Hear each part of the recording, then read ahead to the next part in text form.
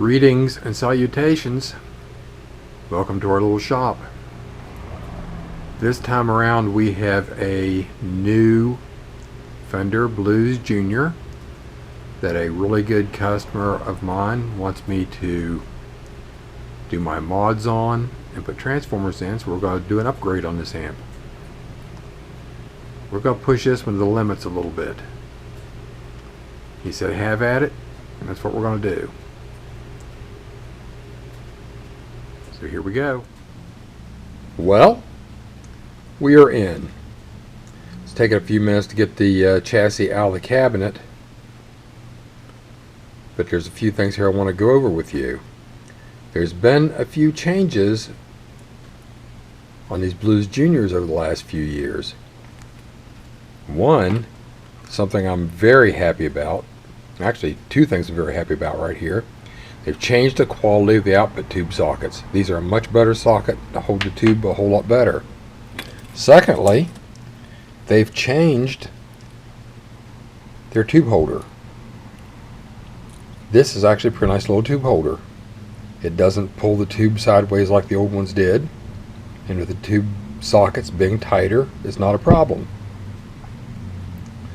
So there's something else I don't have to do.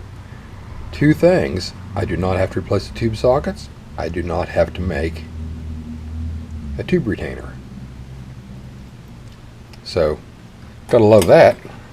Now, moving on to the rest of the amp, we're going to be doing my mods in here that I usually do on Blues Junior. And we're also going to be changing all of his filter caps here. I've had lots of instances of failures with this brand of capacitor. So we're going to upgrade these to a better cap. The customer also asked me to change the transformers. He said, can we put mercuries in it? And I said, oh, sure we can. So I've unpacked the mercuries here to take a look at.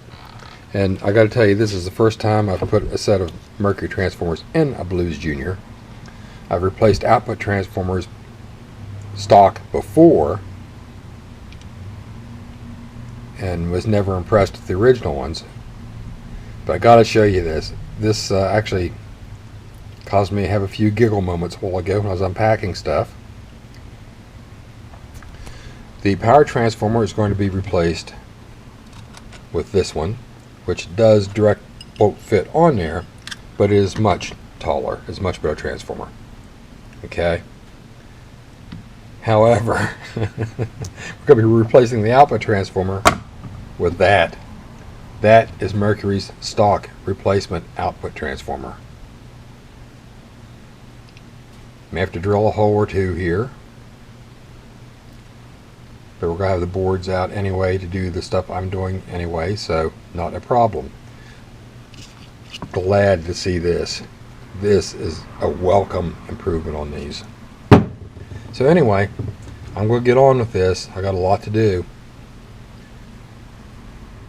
We have most of our work done.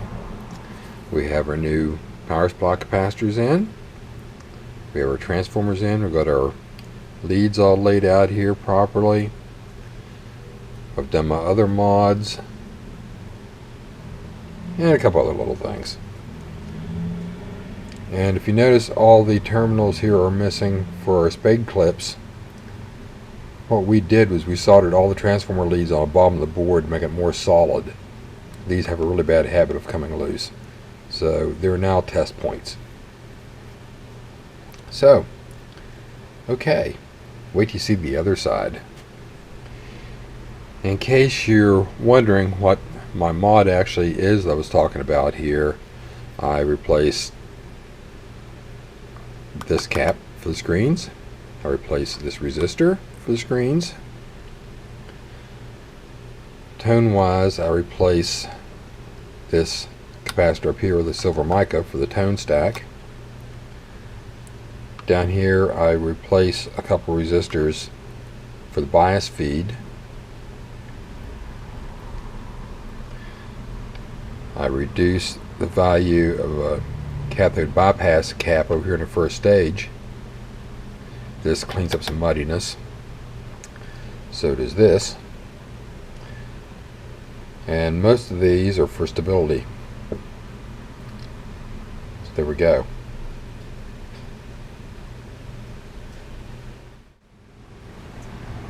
Okay, there are our new transformers. And just to reiterate,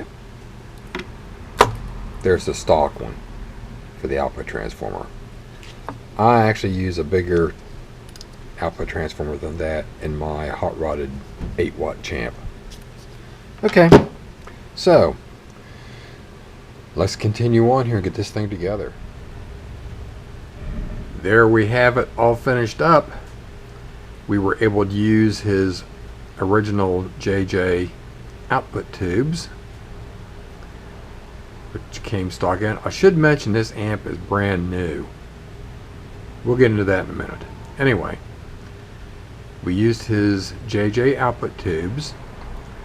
I replaced a phase inverter with a 12AT7, always doing these, and I put a JJ 12AX7 3CC83 in the front position.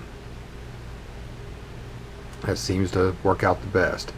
I did leave the better Russian preamp tube in position 2. I went through the 3 that he had to get the quietest one.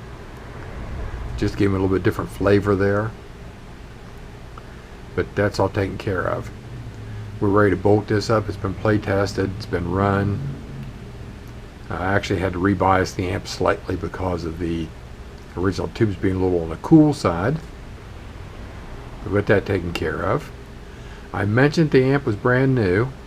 Why would you do all this to a brand new amplifier? Well, all of his other amplifiers are pretty nice amplifiers. They're SIRs and that sort of thing. So he wanted a grab and go quick little 112 combo. So that was his project for this. So he wanted to bring the quality up as good as he could, you know, to have a handy little, like I said, grab and go amplifier. So it's his amp, that's what he wanted to do, and it sounds amazing. So anyway, I'm going to put this together, button it up, get him a total and give him a yell. I want to let it run for a day or so yet, make sure no other problems pop up. But I'm pretty sure we're pretty good here. So, till next time, play nice. I'll see you later.